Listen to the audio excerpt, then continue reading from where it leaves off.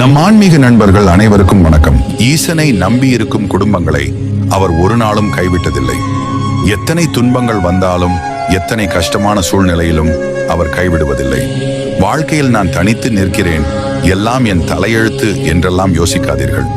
ஏனென்றால் தனித்து நிற்பது தலையெழுத்தல்ல, தலையெழுத்தை மாற்றுவதற்கு என்று மட்டும் யோசியுங்கள். நிச்சயம் வாழ்க்கையில் வெற்றி பெறலாம். வாழ்க்கையில் உங்களை அதிகமாக காயப்படுத்தியவர்கள் முன்பு கலங்கி நிற்காதீர்கள். அவர்கள் முன் மகிழ்ச்சியாக புன்னகைத்து வாழுங்கள். அதுவே அவர்களுக்கு நீங்கள் கொடுக்கும் மிகப்பெரிய தண்டனை. வறுமையை கடந்து பார், செல்வம் வரும்.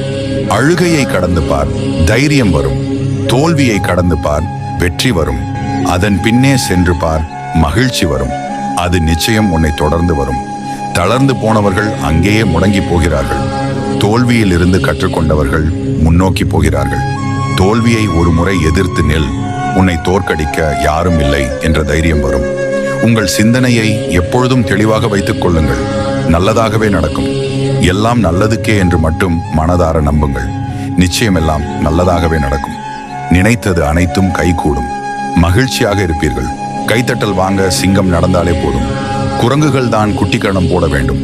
அதுபோலவே நம்மிடம் இருக்கும் நேர்மையான குணமும் நன்னடத்தையும் போதும். கடவுளே நமக்கு கை கொடுப்பார்.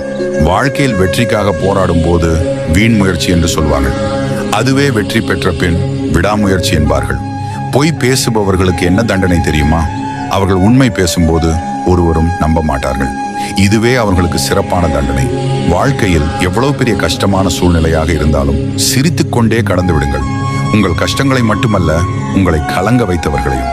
வாழ்க்கையில் வரும் தடைகளை பார்த்து மனம் உடைந்து நிற்காதீர்கள்.